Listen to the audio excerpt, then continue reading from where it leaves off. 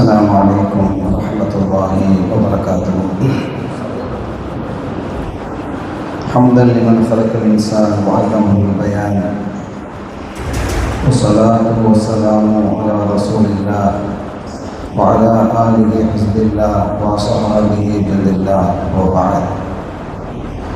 وقد قال الله تعالى في القرآن العظيم والفرقان المجيد: أعوذ بالله من الشيطان الرجيم، بسم الله الرحمن الرحيم. إن الدين عند الله الإسلام. சங்கைக்குரிய அல்லாஹ்வின் நல்லடியார்களே, எல்லாம் வல்ல அல்லாஹ்வின் பேரருளும் நபிகள் நாயகம் ஸல்லல்லாஹு அலைஹி வஸல்லம் அவர்களது நல்லாசியும் நம் அத்தனை பேர் மீதும் நிலவுமாக. அல்லாஹும் அவரது ரசூலும் எந்தெந்த காரியங்களை எடுத்து நடக்க வேண்டும் என்று நமக்கு கட்டளையிட்டுள்ளார்களோ அவை அனைத்தையும் எடுத்து நடக்கவும், எவைகளை தவிர்த்து நடக்க வேண்டும் என்று உத்தரவு பிறப்பித்துள்ளார்களோ அவை அனைத்தையும் தவிர்த்து நடக்கவும் ஆரம்பமாக எனக்கும் உங்களுக்கும் நான் வசியத்து செய்து கொள்கிறேன். அல்லாஹ் தௌஃபீக் செய்வானாக. ஆமீன். சங்கையான பெருமக்களே, நமது காயல்பட்டினம் பொதுவா பெரிய பள்ளியினுடைய தஃப்சீர் வகுப்பிலே இன்றைய தினம் சூரத் யூசுப் 11ஆம் பாகம். இன்று ஹிஜ்ரி 1447, ரமதான் ஷரீஃப் பிறை 27. நேற்றைய தினம் நாம் யூசுப் அலைஹிஸ்ஸலாம் அவர்கள் புன்யாமீனை அவர்கிட்ட வச்சுக்கிட்டாங்க. இது சம்பந்தமான செய்திகளை இங்கே வாப்பாட்ட சொன்ன பொழுது அது ரொம்ப கஷ்டப்பட்டாங்க அப்படிங்கிறலாம் நம்ம சொன்னோம். அவங்க ஒதுங்கி இருந்துட்டாங்க, யாக்கூப் அலைஹிஸ்ஸலாம் ஒதுங்கி இருந்தாங்க அப்படிங்கிறதையும் நம்ம பேசணும். அதே சமயம் அந்த புன்யாமீனை யூசுப் அலைஹிஸ்ஸலாம் அவங்க பிடிச்சு வச்ச போது என்ன செஞ்சுக்கிடலாம் அப்படின்ட்டு ஒரு ரகசிய ஆலோசனை நடந்ததாக நாம் சொன்னோம். அவங்க தனியாக உட்காந்து பேசினாங்க. அப்படி பேசும்போது அவர்களின் கால கபீரும், அவங்களோட பெரியவர் இருக்கிறார்ல, ஒரு மூத்தவர் சொன்னார், நம்ம வாப்பா நம்மக்கிட்ட ஒரு ஒப்பந்தம் எடுத்துக்கிறது உங்களுக்கு தெரியும் தானே, நீங்கள் புன்யாமீனை கூட்டிகிட்டு போனால் திருப்பி கூட்டிகிட்டு வந்துடணும் அப்படின்னு ஒப்பந்தம் எடுத்திருக்கிறாங்க. அதனால் ஃபலன் அப்ரஹல்லாஹ் தான் ஹத்தா யஅதனலி அபி, நான் வரமாட்டேன், இப்போ ஊருக்கு இந்த மிஸ்ரை விட்டு நான் பலஸ்தீனுக்கு வரமாட்டேன். நான் வர்றதா இருந்தால் பாப்பா எனக்கு என்ன செய்யணும் சொல்லணும், அட வா பரவாயில்ல நீ வா அப்படின்னு சொல்லணும், அல்லது அல்லாஹ் ஒரு அழகான தீர்மானத்தை எனக்கு தரணும் அப்படின்னு நம்ம சொன்னதாகலாம் நம்ம சொன்னோம். இப்படி சொல்லிட்டு வரும்பொழுது அவர் சொன்ன ஒரு விஷயத்தில் கது அகத அலைக்கு மௌசிகம் மினல்லா அப்படின்ட்டு அவர் சொல்கிறார். நான் அந்த மௌசித்தன் என்பதற்கு மீசாத்தன் என்று நேற்று நான் சொன்னேன். குரானில் இருக்கிறது மௌசித்தன் என்று இருக்குது. நான் சொல்லும்போது மீசா அந்த வாவை ஏயாக சொல்கிறேன், மீசாக்கு என்று நான் குறிப்பிட்டேன். ஆனால் குரானில் மௌசித்தன் என்பதுதான் இருக்கிறது, மீசாக் என்பது இல்லை. மௌசிக்கன் என்பதற்கும் மீசாக் என்பதற்கும் இடையிலே உள்ள வித்தியாசம், இது தஃப்சீருக்கு வகுப்புங்கிறதுனால இது ஒரு சைரான ஆயிடுச்சு. அதுக்கு உண்டான விளக்கத்தை நம்ம சொல்லிடுறோம். மௌசிகன் என்று எடுத்துக்கொண்டால் அதற்கு ஆவணப்படுத்துதல் அப்படின்னு அர்த்தம். மௌசிக் அந்த வார்த்தையை தான் அவங்க சொல்கிறாங்க. குரான் மௌசிகன் என்று தான் பேசுகிறது. அல்லது உறுதிமொழி, ஆவணப்படுத்துதல் அல்லது உறுதிமொழி என்பது மௌசிக் என்பதற்கு அர்த்தம். ஆனால் மௌசிக் என்ற அந்த வார்த்தையை நான் என்ன செய்து விட்டேன், மீசாக் என்று நான் சொல்லிட்டேன். அதற்கு என்ன அர்த்தம்னா சாசனம், அதுவும் உறுதி. மீனிங்கில் பார்த்தோன்னா கிட்டத்தட்ட ரெண்டும் ஒன்று தான். மீனிங்கில் பார்த்துட்டோன்னா அது ஆவணப்படுத்துதல் அல்லது உறுதிமொழி மௌசிக் என்பது. மீசாக் என்று எடுத்துக்கொண்டால் நான் சொன்ன மாதிரி எடுத்துக்கிட்டால் அது சாசனம் அல்லது உறுதி, உடன்படிக்கை என்று பொருள். இப்போ இந்த மௌசிக்கன் என்பதை மீசாக் என்று அது இயல்பா நம்ம பிழையாக நம்ம வந்திருக்கலாம். ஆனால் ஓத முடியுமா என்றால் ஓத முடியும்.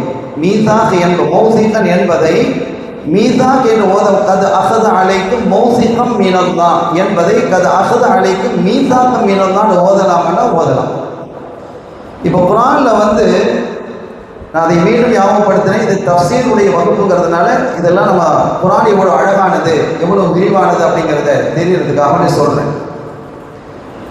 குர்ஆனில் சபா கிராத்துன்னு இருக்குது, 7 கிராத்துக்கள் அப்படின்னு இருக்கு. அதுக்கு ஒரு தகவலை நான் உங்களுக்கு குறிப்பிடுகிறேன். சையதுனா உமர் ரலியல்லாஹு தஆலா அவங்க பள்ளி வாசலுக்கு வராங்க. அப்படி பள்ளி வாசலுக்கு வரும்போது அங்கே ஒரு வெளியூர்காரர் குர்ஆனை ஓதிக்கிட்டு இருக்கிறார். வெளியூர்லேருந்து வந்த ஒரு கிராமவாசி குர்ஆனை ஓதிக்கிட்டு இருக்கிறார். அப்படி ஓதும் போது அது பிழையாக இவங்களுக்கு படுது, உமர் ரலியல்லாஹு அவர்களுக்கு பிழையாக படுது. உடனே அவர் கூப்பிட்டு, என்ன நீ பிழையா ஓதுறா, தப்பா ஓதுறியே நீ அப்படின்ட்டு திருத்துறாங்க. இல்லை நான் சரியாக தானே ஓதுனேன். இல்லை இப்படி ஓதணும் கூடாது, இப்படி ஓதணும் அப்படின்னு அவங்க திருத்தி கொடுக்குறாங்க. உமர் ரலியல்லாஹு திருத்தி கொடுக்குறாங்க. இல்லை எனக்கு இப்படி தானே ஓதி தந்தாங்க. யார் ஓதி தந்தா? இப்னு மஸ்ஊத், அப்துல்லா இப்னு மஸ்ஊத். அப்துல்லா இப்னு மஸ்ஊத் ரலியல்லாஹு மிக அருமையாக ஓதுறாரு. காரிகள்ல அவங்களும் வராரு. எந்த அளவுக்கு அவங்க பெரிய காரி அப்படின்னு சொன்னா, ஒரு தடவை ஸல்லல்லாஹு அலைஹி வஸல்லம் வீட்டுக்கு வர்றாங்க. இது அடுத்த நிகழ்வு. அவங்க வெளியில் இரவு நேரத்தில் போயிட்டு வர்றாங்க. பள்ளிக்குள்ளே வந்து தான் வீட்டுக்குள்ளே போகணும்.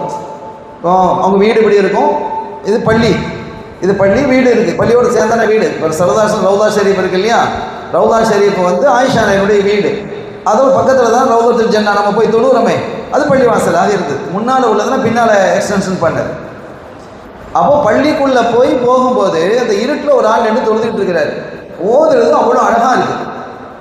ஸல்லல்லாஹு அப்படின்னு நின்றுட்டான். அதை கேட்டுக்கிட்டே நிற்கிறாங்க. அவங்க ஓதி முடித்ததற்கு பிறகு, தொழுகையை முடித்ததுக்கு பின்னால், தொழுகையில் சத்தமாக ஓதுறாங்க இரவில் அது வந்து இருட்டாமல் இருக்குது. ஓதி முடித்ததுக்கு பின்னால் அவங்க துவா கேட்குறாங்க. ரசூலுல்லாஹ் வந்ததெல்லாம் அவங்களுக்கு தெரியாது. ஒரு முக்கியமான ஆலோசனையை சித்திக் நாயகத்து வீட்டில் நடந்தது. அந்த ஆலோசனையை முடிச்சுட்டு சித்திக் நாயகமும் உமர் ரலியல்லாஹு தஆலா ரசூலுல்லாஹ்வை அவங்க வீட்டில் கொண்டு வந்து விட்டுட்டு போகிறதுக்கு வராங்க. அப்போ அவங்களும் கூட இருக்கிறாங்க. இவங்க நின்று அதை ரசித்து கேட்குறத 2 சஹாபிகளும் சித்திக் நாயகமும் உமர் ரலியல்லாஹு தஆலா பார்க்குறாங்க. அவங்களும் நின்று அப்படி கேட்குறாங்க. ஓதி முடித்ததுக்கு பிறகு அவங்க தொழிலை முடிச்சுட்டு துவா கேட்குறாங்க.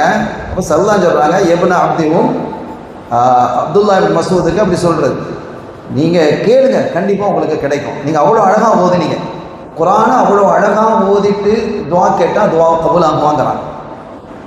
வரத்திலில் குர்ஆனை தர்த்தீலா, குர்ஆனை ரொம்ப அழகாக நீங்கள் ஓதுங்க அப்படிங்கிறோம். அதை அல்லாஹ்வே ரசிக்கிறான் ஓதுறது. ஸல்லல்லாஹு அலைஹி வஸல்லம் ரசிச்சிருக்கிறாங்க. அப்போ இப்னு மஸ்ஊத் ரலியல்லாஹு தஆலா அவங்க ஓதுறதை ரசூலுல்லாஹ் ரசித்தது மாத்திரமல்ல, நீங்கள் கேட்குறதை இப்போ அல்லாஹ் கபூல் செய்வான் அப்படின்னு சொன்னாங்க. அவ்வளவு குர்ஆனை இன்னொரு கட்டத்தில் சொன்னாங்க, குர்ஆன் வந்து எப்படி இறங்கிச்சோ அந்த ஈரணைப்போடு, அந்த ஃப்ரெஷ்னஸோட நீங்கள் கேட்கணும்னு சொன்னால் இப்னு மஸ்ஊத் ஓதுறதை கேளுங்க அப்படிங்கிறாங்க. அப்போ எவ்வளோ பெரிய ஆளுங்கிறத நம்ம விளங்கிக்கிட்டோமா? இப்போ உமர் ரலியல்லாஹு தஆலா இந்த கிராமவாசியை திருத்தி கொடுக்குறாங்க. நீ என்னப்பா ஓதுற, பிழையா ஓதுறியே? இல்லை நான் சரியாக தான் ஓதுறேன். யார் ஓதி தந்தா? இப்னு மஸ்ஊத் எனக்கு ஓதி தந்தாங்க. இல்லை அவர் பிழையா ஓதி தந்திருக்கிறாரு, அப்படி ஓதக்கூடாது, ரசூலுல்லாஹ் சொல்கிறதுக்கு நான் தெளிவாக கேட்டிருக்கிறேன், இப்படி தான் ஓதி கேட்டேன், நீ இப்படி ஓதுற, இப்படி ஓதக்கூடாது, பிழை அப்படின்னு சொல்லிட்டான்.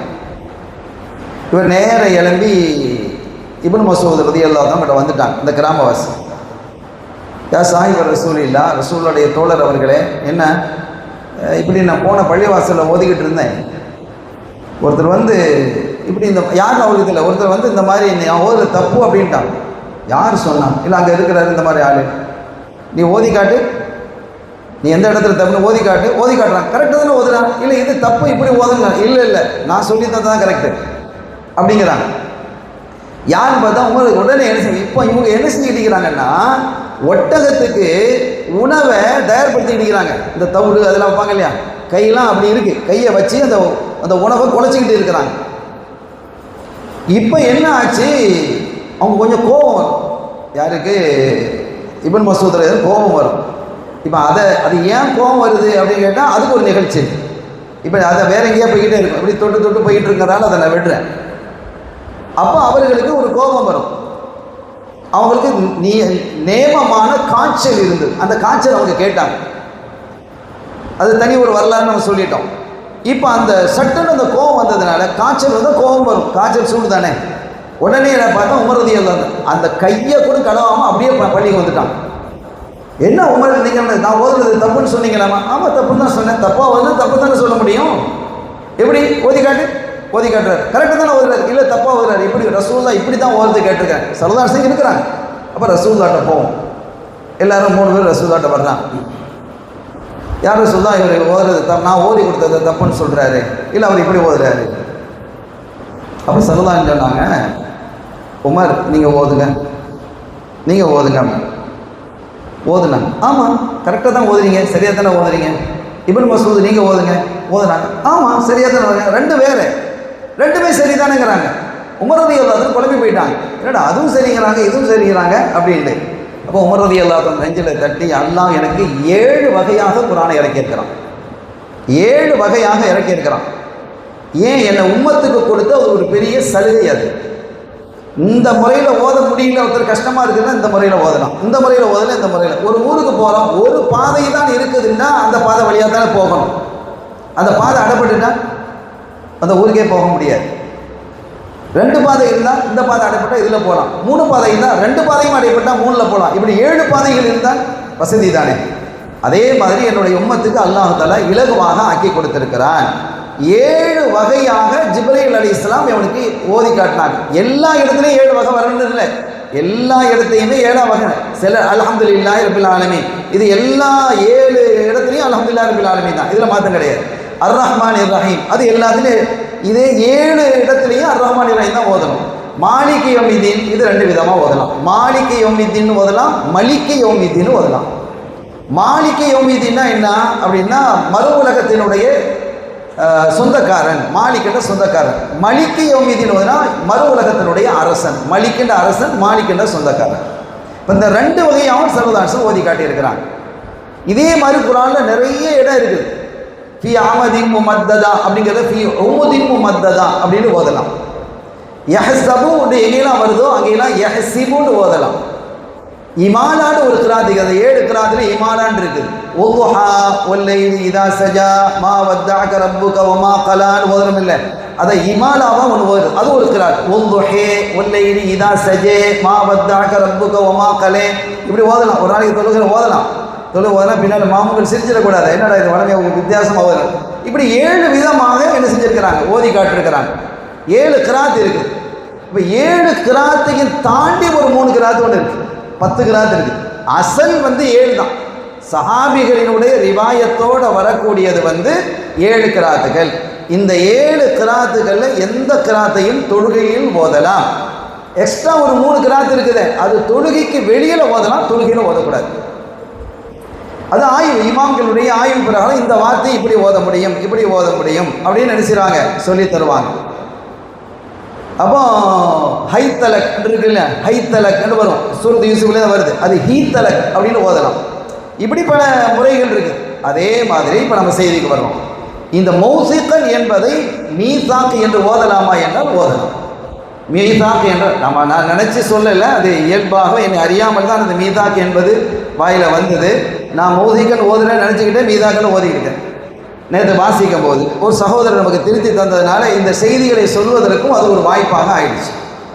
அப்போ மௌதிகன் என்று ஓதக்கூடியவங்க யாருன்னு சொன்னால் ரிவாயத் ஹஃப்ஸ் அன் ஆசிம். இப்போ ஹஃப்ஸுன்னு அந்த 7 காரிகளில் ஹஃப்ஸுன்னு ஒருத்தர் இருக்கிறாங்க. அவங்களோட கிராத்தை தான் நாம் ஓதுறோம். இந்தியாவாக இருக்கட்டும், பாகிஸ்தானாக இருக்கட்டும், அல்லது அரபு தேசமாக இருக்கட்டும், இந்த ஹஃப்ஸ் இப்னு ஆசிம் இமாம் ஹஃப்ஸ் இப்னு ஆசிம்களுடைய ரிவாயத்தில் நம்ம ஓதுறது கிராத்து ஹஃப்ஸுடைய கிராத், இதுதான் நம்ம ஓதுறோம். இது அல்ல, அது அவங்க கிராத்தின் பிரகாரம் இப்போ இருக்கிற மாதிரி மௌசிகன் என்று தான் இருக்கிறது. அப்போ இந்தியாவில் ஓதுறவங்க, பாகிஸ்தானில் ஓதுறவங்க, அதே மாதிரி அரபு நாடுகளில் சவுதி, யுஏஇ இந்த நாடுகளில் ஓதுற எல்லாமே இதே மாதிரி மௌசிகன் என்று தான் ஓதுவாங்க. அதே சமயம் இப்னு கதீர் ரஹ்மத்துல்லாஹ், இமாம் இப்னு கதீர் ரஹ்மத்துல்லாஹ் அவர்களுடைய கிராத்தில் நாஃபிஉல் மதனின்னு இருக்கிறாங்க. இமாம் நாஃபிஉல் மதனி அவங்களுடைய அந்த கிராத்தில் மீசாக் என்று இருக்குது. இப்போ இந்த நாஃபி அவங்களை பின்பற்றுறது யார் அப்படின்னு கேட்டால் மொரோக்கோவில் இருக்கக்கூடியவங்க, அல்ஜீரியாவில் இருக்கக்கூடியவங்க, துனிசியா, லிபியா, வட ஆப்பிரிக்காவில் இருக்கக்கூடியவங்கெல்லாம் இமாம் நாஃபிஉல் மதனி ரஹ்மத்துல்லாஹ் அவங்களுடைய இதில் மீசாக் அப்படின்னு என்ன செய்கிறாங்க, அந்த ரிவாயத்தை ஓதுவாங்க. இப்போ இதில் எப்படி ஓதினாலும் நமக்கு அது அங்கீகாரம் என்பதை நாம் இந்த இடத்திலே ஒரு சின்ன ஒரு விளக்கத்தை நாம் குறிப்பிட்டு கொண்டோம். இப்போது நாம் இந்த வரலாற்று செய்திகளுக்கு நம்ம உள்ளே வருவோம். அருமையான பெருமக்களே, இப்போ வாப்பா கூப்பிட்டு சொல்லிட்டாங்க பிள்ளைகளையெல்லாம், அட வாப்பா 12 இருந்தது 11 ஆச்சு, யூசுஃபை காணா போச்சு. அப்புறம் 11 புனியாமினி எல்லாம் போய் ஆயிடுச்சு. இப்போ மூத்தவர் அவர் ஒருத்தர் அங்கே உட்காந்துக்கிட்டாரு. இப்போ 9 ஆயிடுச்சு. எந்த பிள்ளையும் இழக்கிறதுக்கு வாப்பாக்கு இருக்காது தானே, ரொம்ப கஷ்டமாயிடுது. அப்படி அழ ஆரம்பிச்சிட்டாங்க. அழுது அழுது அழுது அவங்களுடைய கண்ணெல்லாம் என்ன செய்து விட்டது, பூத்து விட்டது. கண்ணினுடைய பார்வை போயிடுச்சு. அப்போ தான் கேட்டாங்க, ஏன் இந்த மாதிரிலாம் நீங்கள் அழுதுகிட்டு இருக்கிறீங்க, இந்த மாதிரிலாம் ஓதுறது நல்லது இல்லையே அப்படின்னு சொல்லும் பொழுதுதான், கால இன்னமா அஷ்கு பத்ரி ஹசுனி இலல்லாஹி வாழமும் மினல்லாஹி மாலா தாழமூன், நான் என்னுடைய கஷ்டத்தை எல்லாம் அல்லா இடத்துல தான் முறையிடுறேன், நான் பிள்ளைகள்லாம் இழந்துகிட்டு இருக்கிறேனே அப்படின்னு சொல்லிட்டு இன்னொன்று சொன்னாங்க, நான் என்னதான் அழுதான்னு கொண்டாலும் அல்லாவுக்கு பிடிக்காத எந்த வார்த்தையும் நான் பேசலை. அல்லாவுக்கு பிடிக்காத வார்த்தையை நான் என்ன செய்யலை, என் ரப்புக்கு பிடிக்காத வார்த்தையை நான் அழுதேன். கொஞ்சம் என்னிடத்துல கொஞ்சம் பொறுமை என்ன செய்யுது, பிள்ளைங்க இழந்த போது, குறிப்பாக யூசுஃபை இழந்த போது அலைஹிஸ்ஸலாம், எனக்கு கொஞ்சம் சங்கடம் ஏற்பட்டு நான் கூடுதலாகத்தான் அழுதேன். ஆனால் அல்லாவுக்கு பிடிக்காத வார்த்தையை நான் என்ன செய்யலை, பேசலை. இது ஏன் இந்த இடத்துல சொல்கிறாங்கன்னா, சில பேர் இறந்துட்டா நீ அப்படி இருந்தியே இப்படி இருந்தியே போயிட்டியே அது வந்துட்டியே இப்படி கத்துவாங்களே. இந்த ஒப்பாரி வைக்கிறது, இந்த ஒப்பாரி வைக்கிறது இஸ்லாத்தில் ஹராம், தடை செய்யப்பட்டது. ஒப்பாரி வைக்கிறது, கன்னத்தில் அடிக்கிறது, நெஞ்சில் அடிக்கிறது, சட்டையை கிழிக்கிறது, இதெல்லாம் முற்றிலுமாக தடை விதிக்கப்பட்டிருக்கிறது, தடை செய்யப்பட்டது. அழலாமா என்றால் அழலாம், அழுறதே சுன்னத்து. ஒரு மௌத்து நிகழ்ந்துட்டு உம்மா மௌத்தாயிட்டாங்க, வாப்பா கல் மாதிரி உட்காந்து சிரிச்சுக்கிட்டா இருக்க முடியும்? இயல்பாக அது எனக்கு பாசம் வரும், அழுக வரத்தான் செய்யும், கண்ணீர் வரும். அப்படி அந்த கண்ணீர் வருவது என்பது இயல்பானது என்பது மாத்திரமல்ல, அதுதான் சரியானது. கண்ணீர் வடிக்கணுமா இல்லையா? கல் மாதிரி ஒருத்தன் இருக்கிறான்னு வைங்க, அப்போ தாய் மேலே பாசம் இல்லை, பிள்ளை மேலே பாசம் இல்லை, வாப்பா மேலே பாசம் இல்லைன்னு அர்த்தம். பாசம் உண்மையிலே இருக்குமே, ஆனால் இயல்பாக கண்ணீரில் என்ன செஞ்சிடும், அந்தந்த உறவுகளுக்கு கண்ணீர் வந்துடும். கண்மணி ஸல்லல்லாஹு அலைஹி வஸல்லம் அனஸ் நாயகம் அறிவிக்கிறாங்க, அவர்களுடைய மகனார் இப்ராஹிம் ரலியல்லாஹு அன்ஹு, சின்ன பிள்ளை இருந்தால் இல்லை, மாரியத்தல் கபதியாக பிறந்த இப்ராஹிம் அப்படின்ட்டு ஒரு ஆம்பளை பிள்ளை மதீனா ஷெரீஃபுக்கு வந்து ஸல்லல்லாஹு வந்ததுக்கு பிறகு, மதீனாவில் எந்த பிள்ளையும் பிறகு இல்லையே, எல்லா பிள்ளைகளும் மக்கால தான் பிறந்துச்சு. பிள்ளை பிறந்ததெல்லாம் மக்கால பிறந்தது. மதீனாவில் வந்ததுக்கு பிறகு இந்த மாரியத்தல் கபதி அது அடிமை பெண்ணுக்கு இப்ராஹிம்ங்கிற ஒரு பிள்ளை பிறந்தது. தன்னுடைய பாட்டனார் இப்ராஹிம் அலைஹிஸ்ஸலாமுடைய பெயரை வச்சாங்க. அது அந்த பிள்ளை சுகமில்லாமாயி ஒரு தடவை ரொம்ப சீரியஸாக ஆயிடுச்சு. அதை வந்து இழுத்துக்கிட்டு இருக்கு 1.5 வருஷம், 18 மாதம் எழுதுறாங்க அந்த பிள்ளைக்கு. 18 மாதம் மதீனாவில் ரசூலுல்லாஹ்வுக்கு பிள்ளை பிறந்திருக்குது அப்படின்னோடனே மதீனாவாசிகளுக்கெல்லாம் பெரிய சந்தோஷம். ஆஹா, ஸல்லல்லாஹு அலைஹி வஸல்லம் வாரிசு எங்கள் ஊர்லேயும் வந்துருச்சே அப்படின்னு சந்தோஷித்து அந்த பிள்ளையை வளர்க்குறதுக்கு கடுமையான போட்டி இருந்தது. அந்த காலத்தில் அரபுகள் என்ன செய்வாங்கன்னா, பிள்ளையை வளர்க்குறதுக்கு வேறு இடத்துல கொடுப்பாங்க. நம்ம ஊர்லேயே அதுக்கு முன்னால் இருந்தது, இப்போ இல்லை. ஆனால் அது பெரிய ஒரு நல்ல விஷயம். அது பிள்ளைகளை ஒரு நல்ல குடும்பத்தில், ஆனால் கொடுக்கறது சரியான குடும்பத்தில் கொடுக்கணும். ஏடாகுடமான குடும்பத்தில் கொடுத்து பிள்ளைய வேறு விதமாக வளர்ந்துடும், கலாச்சாரம்லாம் மாறிடக்கூடாது. ஸல்லல்லாஹு அலைஹி வஸல்லம் அவர்களையும் வளர்க்குறதுக்கு கொடுக்கப்பட்டதானே. ஹலிமத்து சாதியா வளர்த்தாங்களா இல்லையா? அப்போ அது ஒரு சுன்னத்து. பிள்ளைகளை இன்னொரு இடத்துல வளர்க்க கொடுக்கறது, இன்னொரு தாய் இடத்துல பால் ஊட்ட கொடுக்கறது, இதெல்லாம் ஆரோக்கியமானது, கலாச்சாரத்துக்கு சிறந்தது. அது நல்ல கலாச்சாரமாக இருக்கக்கூடிய குடும்பத்தை பார்த்து கொடுத்தோன்னு சொன்னால், அந்த 2 குடும்பங்கள் அல்லது 2 அமைப்புகள், 2 சமூகங்கள் ஒற்றுமையாக கூடுவதனால் வாய்ப்புகள் இருக்குது. இதுக்கு நிறைய வரலாற்று சான்றுகள் இருக்குது. சமூக ஒற்றுமையை குறித்து ஸல்லல்லாஹு அலைஹி வஸல்லம் நிறைய பேசியிருக்கிறாங்க. அதற்கான இப்போ அவங்க கலிமத்து சாதியா அவங்களுடைய அந்த கோத்திரத்தில் போய் அவங்க பால் குடித்ததுனால பின்னால் அந்த கோத்திரத்துக்கு ரசூலுல்லாஹ்வுடைய சஹாபாக்களுக்கு இடையில ஒரு கட்டத்தில் சண்டை வந்து, அதுக்கு பிறகு இந்த கோத்திரம் தெரிந்த பிறகு எல்லா கோத்திரமும் ஒன்றா இணைஞ்சிட்டாங்க. இதெல்லாம் அதில் இருக்குது. சமூக ஒற்றுமைக்கு, சமூக விசாலத்திற்கு இதெல்லாம் ஒரு அடிப்படையாக அமையும். ஸல்லல்லாஹு அலைஹி வஸல்லம் நிறைய வழிகாட்டி இருக்கிறாங்க. அருமையானவர்களே, அந்த அடிப்படையில் இந்த இப்ராஹிம் அந்த பிள்ளையை வளர்க்குறதுக்கு கடுமையான போட்டி. எனக்கு தாங்க, நாங்கள் வளர்க்குறோம் அப்படின்னு அன்சாரிகள்லாம் வந்து கெஞ்சினாங்க. அந்த அளவுக்கு அந்த பிள்ளை 1.5 மாதம் 1.5 வயசு 18வது மாதத்தில் ரொம்ப சுகம் இல்லாமல் ஆகி அந்த சக்கராத்துடைய நிலைக்கு வந்துட்டாங்க. இப்போ ஸல்லல்லாஹு அலைஹி வஸல்லம் செய்தியை சொல்லி அவங்க வந்திருக்கிறாங்க. வந்து அந்த ரூஹ் இழுத்துக்கிட்டு இருக்குது. ஸல்லல்லாஹு அலைஹி வஸல்லம் அப்படியே கலங்குறாங்க. தன்னுடைய பிள்ளை சக்கராத்துடைய நிலையில் இருக்கிறத பார்த்துட்டு, அப்புறம் கடைசியில் பிள்ளை மௌத்தாயிடுச்சு. அவங்க கண்களிலிருந்து அப்படி கண்ணீராக வடியுது. ஸல்லல்லாஹு அலைஹி வஸல்லம் அழுகிறான், அப்படி கண்ணீர் வடியுது. அப்போ பக்கத்தில் இருந்த அப்துல் ரஹ்மான் இப்னு அவுஃப் ரலியல்லாஹு தஆலா அன்ஹு வ அன்த யா ரசூலுல்லாஹ், நாயகமே நீங்களுமா அழுவுறீங்க அப்படின்னு கேட்குறான். நாயகமே நீங்களுமா அழுவுறீங்க? அப்போ அவங்க சொன்னாங்க, இன்னல் ஐன தத்மா வல் கல்ப யஹ்ஸன் வலா நகூலு இல்லா மா யர்தா ரப்புனா வ அன பிஃபிராகிக யா இப்ராஹீம் லமஹ்ஸூன். அவங்க சொன்னாங்க, எங்களுடைய கண்கள் கண்ணீரை வடிக்கிறது, என்னுடைய கல்பு கவலைப்படுது, ஆனால் எங்களுடைய ரப்பு எதை விரும்புகிறானோ அதை தவிர வேறு எதையும் நாங்கள் பேச மாட்டோம். வலா நகூலு இல்லா மா யர்தா ரப்புனா, அல்லாஹ்வுடைய பொருத்தத்துக்கு அல்லாஹ்வுடைய விருப்பத்திற்கு மாற்றமாக நாங்கள் பேச மாட்டோம். அப்போ அழலாம், அழுகிறது சுன்னத்து சொல்லிட்டு பிள்ளையை பார்த்து சொல்றாங்க, வ இன்னா பிஃபிராகிக யா இப்ராஹீம் லமஹ்ஸூன், இப்ராஹீமே எங்களை விட்டு நீங்கள் பிரிந்து போனது எங்களுக்கு கவலை தான் அப்படின்னு சொன்னபோது அவங்க தாய்க்கு எப்படி இருக்கும்? அவங்க சொன்னாங்க, அது பால் குடிக்கிற வயசு, அந்த காலத்துலலாம் 2 வயசு வரைக்கும் பால் கொடுப்பாங்க, அது நல்லது. 2 வயசுக்கு மேலே பால் கொடுக்கக்கூடாது. ஒல்வாலிதாத்து யுர்திஉன அவுலாதஹுன்ன ஹவுலைனி காமிலைன், 2 வருஷம் தான் அல்லாஹ் சொல்றான் பால் குடிக்க. எல்லாம் சட்ட விஷயம், ஃபிக்ஹுடைய விஷயம். அப்போ 2 வருஷத்துக்கு மேலே என்ன செய்யக்கூடாது? பால் கொடுக்கக்கூடாது. இப்போ ஒரு தாய்கிட்ட போய் ஒரு பிள்ளை பால் குடிச்சதுன்னு வைங்க, இப்போ அந்த இன்னொரு தாய்கிட்ட போய் குடிக்குது, தன் பெத்த தாய்கிட்ட பிரச்சனை இல்லை, இன்னொரு பெண்கிட்ட போய் செவிலி தாய், அந்த தாய்கிட்ட போய் பால் குடிச்சது, ஒரு குழந்தை பால் குடிச்சது, ஒரு ஆம்பளை பிள்ளை, ஏன்னா அது பெருசாக வளர்ந்துட்டார், அந்த தாயை தொட்டால் ஒது முடியுமா? ஒது முடியாது. ஆனால் 2 வருஷத்துக்கு முன்னால் இல்லாமல் 2 வருஷத்துக்கு பின்னால் குடிச்சாலும் வைங்க, தொட்டால் ஒது முடியும். ஏன்னா பால் குடியினுடைய கால அளவு என்பது 2 வருஷம் தான். எவ்வளவு தீர்க்கமாக ஆயாத்துக்களை ஹதீதுகளை நம்முடைய இமாம்கள் துல்லியமாக ஆய்வு செஞ்சுக்கிறாங்கன்னு பாருங்க. இது சம்பந்தமான விவகாரங்கள் நடந்து ஒரு வரலாறே இருக்குது. அலிநாயகம் ரலியல்லாஹு தீர்ப்பு செய்யறாங்க அதுல. எனவே இப்ப அந்த தாய்க்கு மாரியத்துல் குபதியா, இப்ராஹிம் அவனுடைய தாய் மாரியத்துல் குபதியாக ரொம்ப கவலையா இருக்குமா இல்லையா? ஒரு ஆசையா ஒரு பிள்ளை பிறந்தது, அது ரசூலுல்லாஹ்வுடைய பிள்ளை, ரசூலுல்லாஹ் மூலமாக தனக்கு ஒரு குழந்தை கிடைக்குதுன்னா அது பெரிய பாக்கியம் இல்லை? எவ்வளவு பெரிய பாக்கியம்! அந்த பிள்ளையும் வஃபாத் ஆயிடுச்சே அப்படின்ட்டு ரொம்ப கவனமாக சொன்னாங்க. இந்தம்மா அங்கே இன்னும் பால் குடி முடியல, இன்னும் 6 மாதம் இருக்குது, இன்னும் 6 மாதம் இருக்குது. அந்த கருத்தில் சொல்லதான் சொல்கிறாங்க, சுவனலோகத்தில் அதற்குன்னு அல்லாஹ்தால ஒரு பெண்ணை இந்த பிள்ளைக்கு பால் ஊட்டுறதுக்கு வச்சிருக்கிறான். அதை உங்களுக்கு நான் காட்டவான்னு கேட்குறான். உங்களுக்கு காட்டவா? இல்லை நாயகமே, நீங்கள் சொன்னால் எனக்கு போதாதான் அப்படின்னா நம்பிக்கையை பாரு, நீங்கள் சொன்னால் எனக்கு போதாத நாயகமே அமைதியான.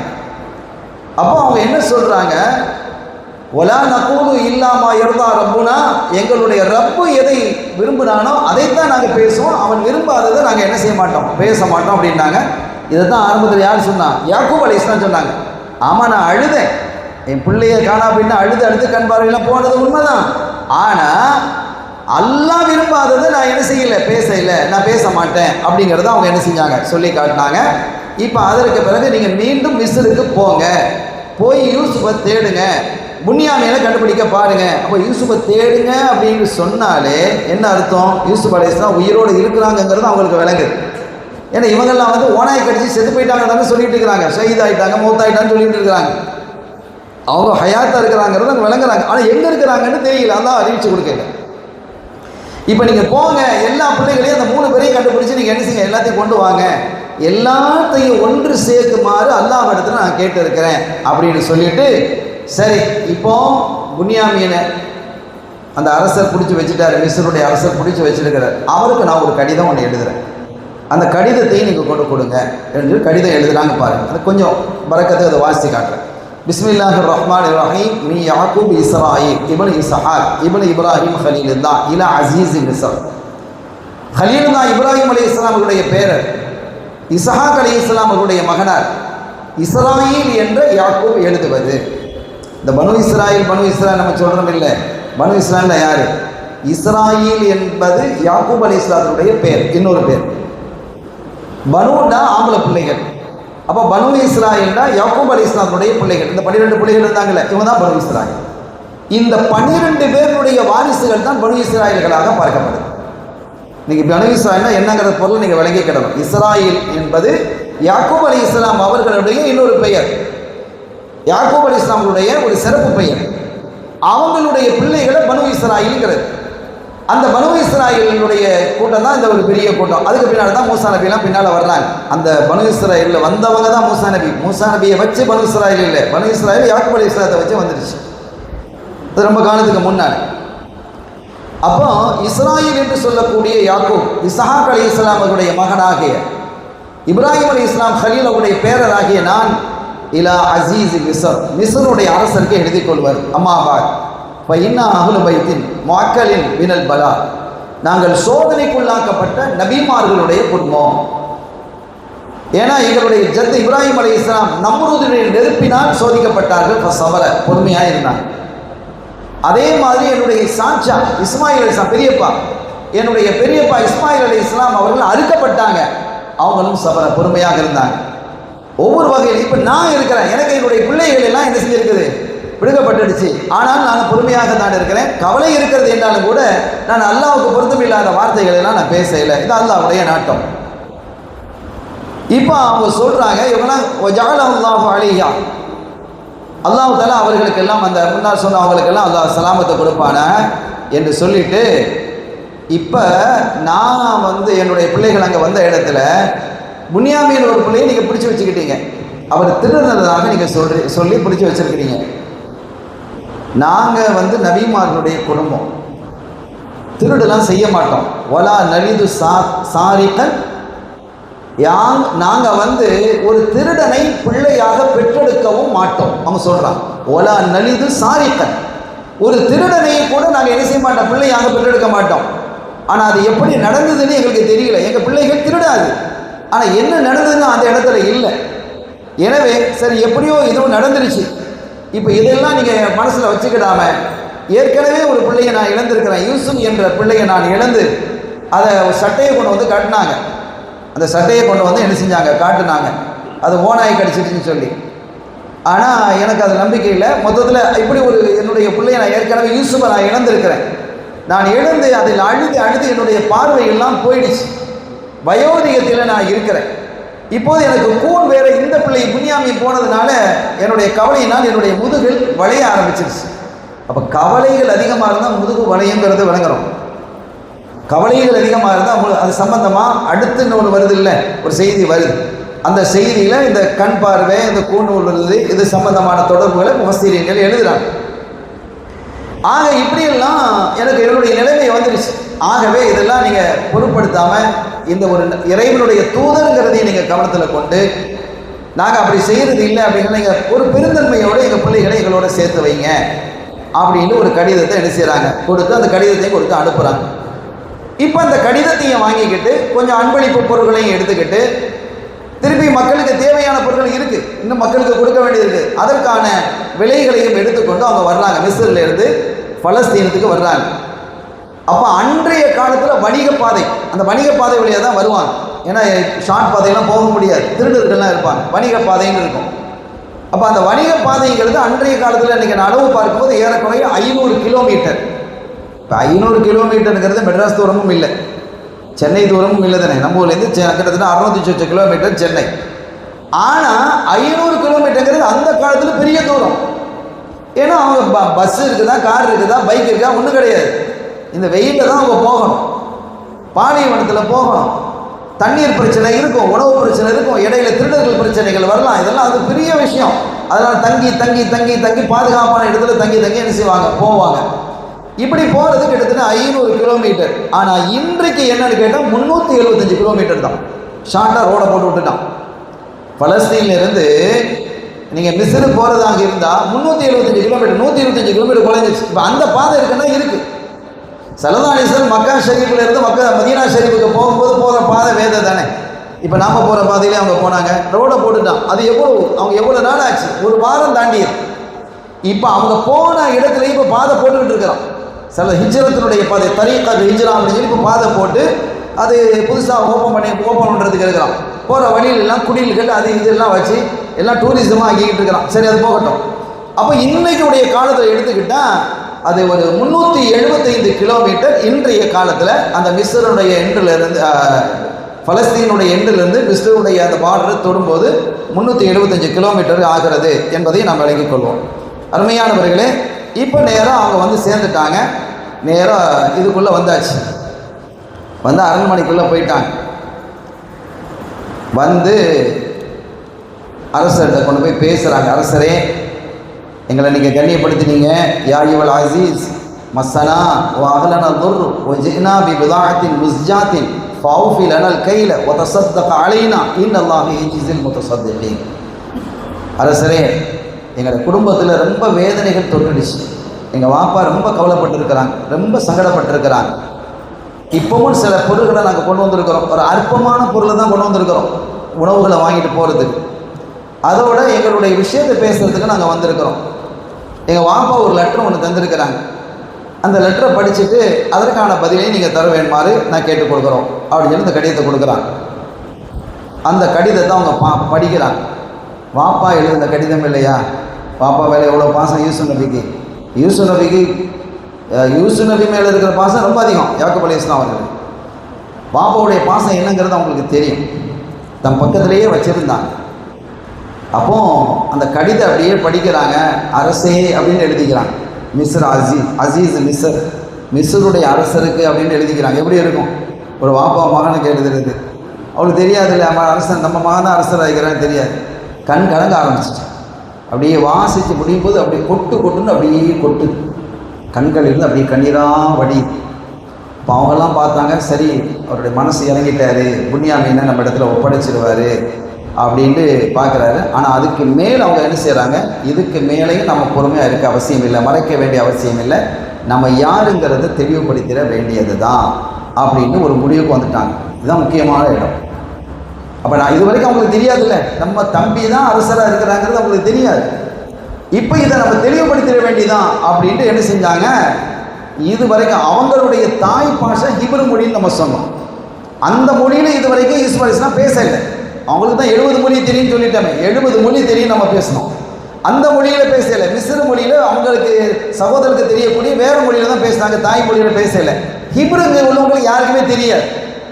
மிஸ்ரில் இருக்கக்கூடியவங்களுக்கு யாருக்குமே ஹிப்ரு தெரியாது.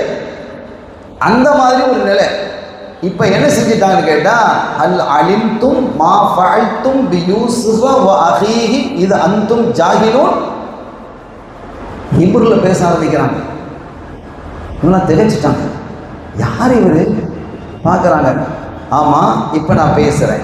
இது அந்த தாய்மொழியிலே பேச ஆரம்பித்தாங்க. தாய்மொழியில் எடுத்துக்கிட்டாலும் கூட இப்போ தமிழ் இருக்குது. இப்போ நெல்லை தமிழ் அப்படின்னு எடுத்துக்கிட்டால் அது ஒரு ஸ்லாங் இருக்கும். மதுரையில் ஒரு வித்தியாசமாக இருக்கும், நம்ம ஊரில் ஒரு வித்தியாசம் இருக்கும். கீழக்கரை போனால் அங்கே வந்தாக போனாக அப்படி இருக்குல்ல, ஒரு இது இருக்கும். சென்னை தமிழே ரொம்ப டாப்பு, இஸ்துக்கிட்டு போகிறது கொஸ்துக்கிட்டு போகிறது, அது ஒரு டிரான்ஸ்லேஷனாக வைக்கணும். தமிழகத்தினுடைய தலைநகர் தமிழ். இப்படி தமிழ்லையே இப்படி எத்தனையோ மொழிகள் இருக்கு இல்லையா, இதே மாதிரி இருக்கும். ஆனால் யூசுப் அலைஹிஸ்ஸலாம் பேசின அந்த ஸ்லாங் இருக்குது, அது பலஸ்தீனில் பேசுகிற ஸ்லாங்லேயே இருக்குது ஹிப்ரு மொழி.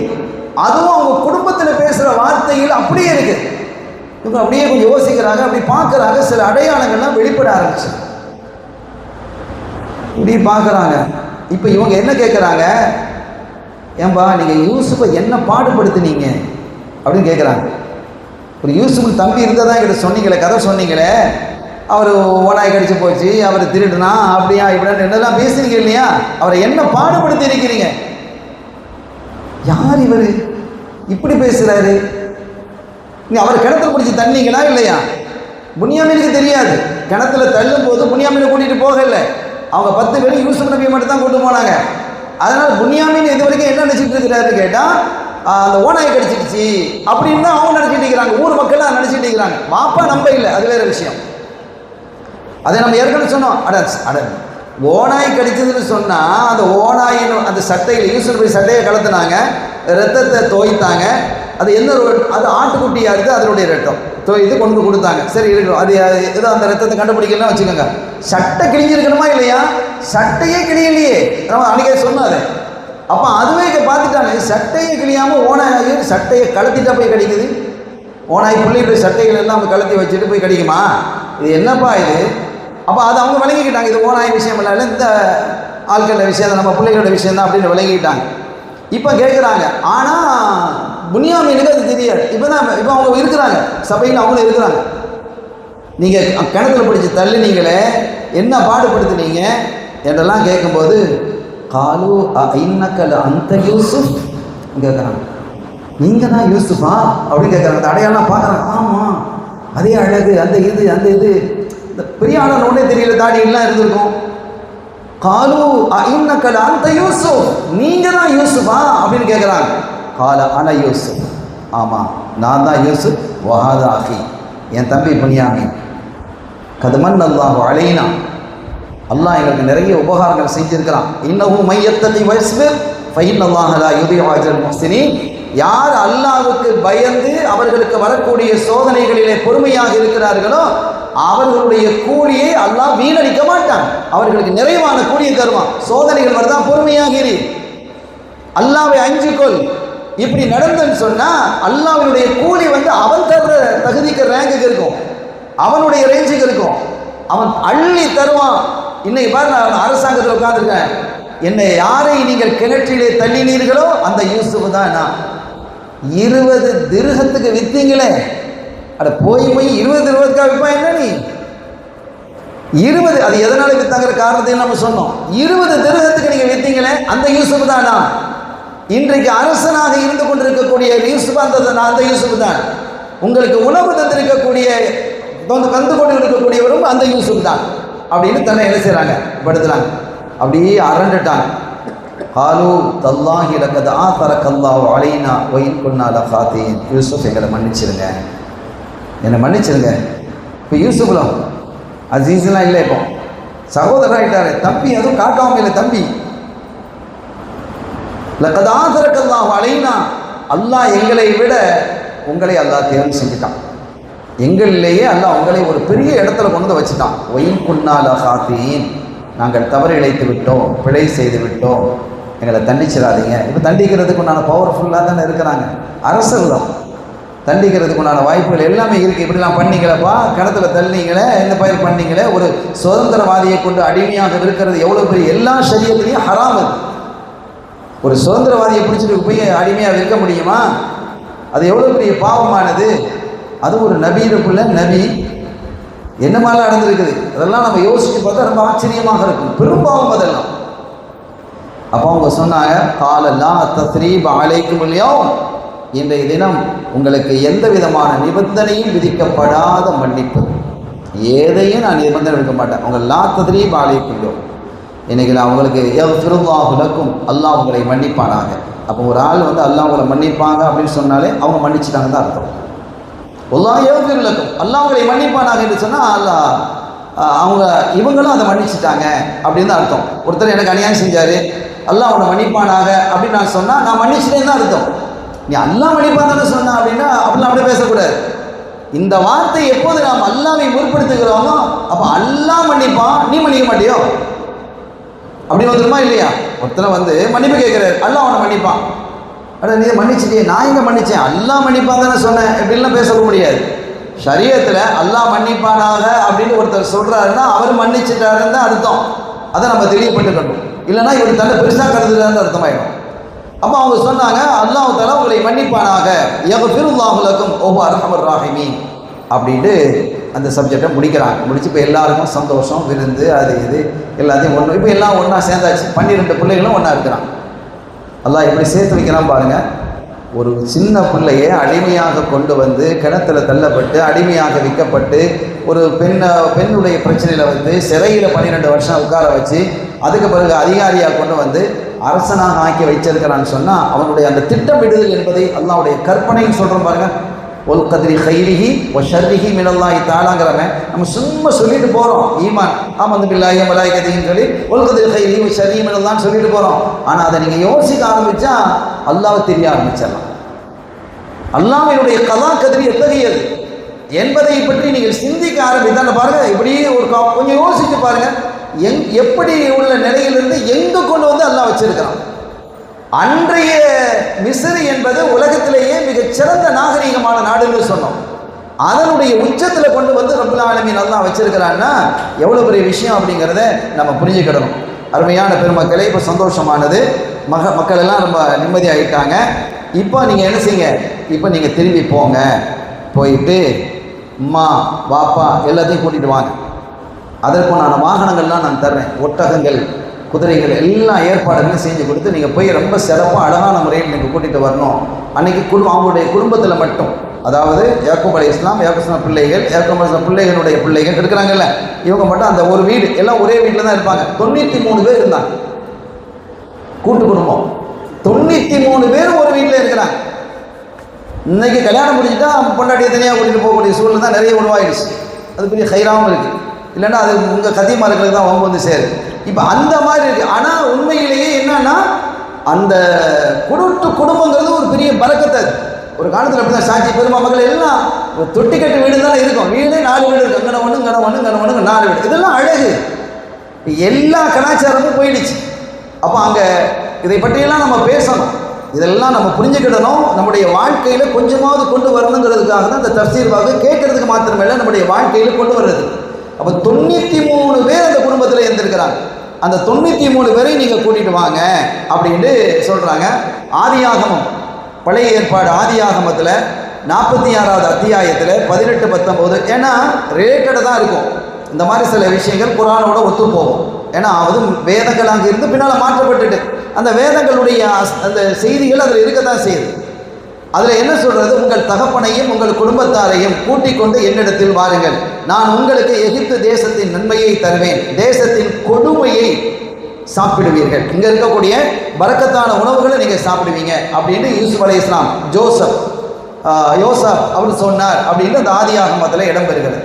அப்போ இதெல்லாம் வந்து நம்ம அவங்களும் வேதம் கொடுக்கப்பட்டவர்கள், இருத்தவர்களுடைய பைபிள் இருக்குது, அது வேதம் கொடுக்கப்பட்டது தானே. அந்த வேதத்தை அவங்க மாற்றிட்டாங்க. மனிதர்களுடைய கரம்பட்டு வேத வார்த்தைகள் இருக்கதாண்டா இருக்குது, எல்லாமே வேத வார்த்தைகள் ஆகிட்டால் இல்லை நிறைய. ஆனால் அதே மாதிரி இன்ஜில் மாறிடுச்சு, தோரான்னு சொல்லக்கூடிய தோரா மாறிடுச்சு, குர்ஆன் மட்டும்தான் அப்படியே இருக்குது, பாதுகாப்பாக இருக்குது. இன்னா நஹ்னு நஸ்ஸல்னா ذிக்ரா வ இன்னா லஹு லஹாஃபிதுன். குர்ஆனை நாமே இறக்கிறோம், அதை நாமே பாதுகாப்போம்ங்கிறான். அல்லாஹ் எப்படி பாதுகாக்கிறாங்கிறதுக்கும் நிறைய சான்றுகள், வரலாற்று குறிப்புகள்லாம் குவிந்து கிடக்கிறது. அருமையான பெருமக்களே, நான் நிறைவுக்கு வருகிறேன்.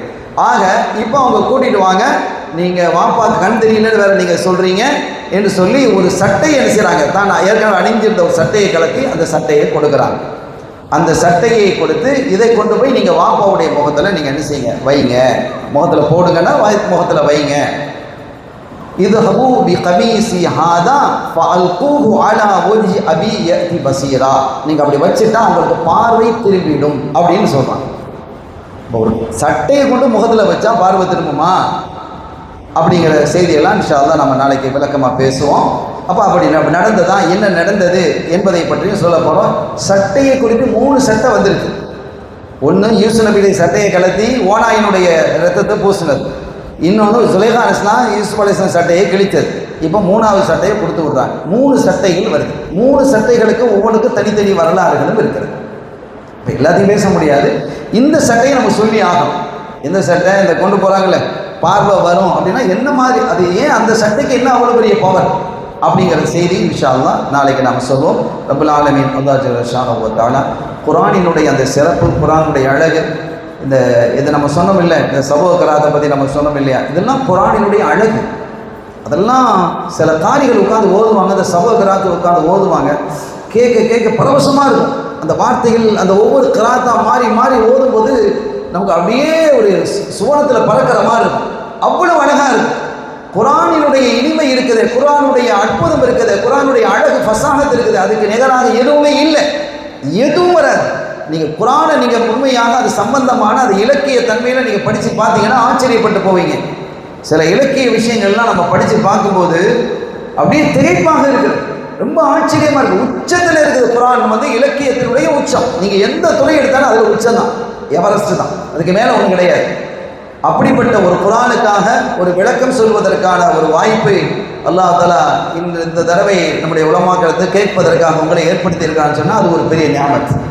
அது அவனுடைய அன்றைய கால பள்ளி, இது 1000 சொச்ச வருஷ பள்ளிகளே வந்து இந்த குர்ஆன் ஷரீஃபினுடைய விளக்கத்தை நாம் கேட்கிறோம் என்றால் அது ஒரு பெரிய நியாமத்தான ஒரு விஷயம். இதை அல்லாஹ் ஆபாதாக ஆக்கி வைக்கட்டும். தொடர்ந்து இது எல்லா காலமும் நடப்பதற்கு அல்லாஹ் தௌஃபீக் செய்வானாக. நம்முடைய இதயங்களை அல்லாஹ் பரிசுத்தப்படுத்துவானாக. நமக்கு மத்தியிலே ஒற்றுமையையும் சந்தோஷத்தையும் மனநிறையும் தந்தல் பாலிப்பானாக. யஹ்கி ஹபீபிஹி ஸல்லல்லாஹு அலைஹி வஸல்லம். எல்லாம் வல்ல அல்லாஹ்வின் அருளையும் ஸல்லல்லாஹு அலைஹி வஸல்லம் ஷஃபாத்தையும் பெறுவோமாக. வஆகிரு தஅவானா அல்ஹம்துலில்லாஹி ரப்பில் ஆலமீன். வஸ்ஸலாமு அலைக்கும் வரஹ்மத்துல்லாஹி வபரகாத்துஹு.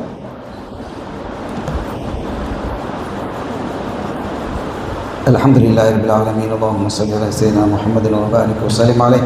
اللهم اغفر لنا ذنوبنا وخطايانا كلها يا رب العالمين. اللهم انا نسالك العفو والعافيه والمعافاه الدائمه في الدين والدنيا والاخره انك على كل شيء قدير. اللهم انا نسالك من خير ما سالك منه نبيك سيدنا محمد صلى الله عليه وسلم ونعوذ بك من شر ما استعاذك منه نبيك سيدنا محمد صلى الله عليه وسلم. اللهم احينا على الكتاب والسنه والجماعه وامتنا على الايمان والتوبه. اللهم انك عفو كريم تحب العفو فاعف عنا. وصلى الله تعالى وسلم على خير خلقه ونور عرشه سيدنا محمد واله وصحبه اجمعين والحمد لله رب العالمين. صلى الله على محمد صلى الله عليه وسلم. صلى الله على محمد صلى الله عليه وسلم. صلى الله عليه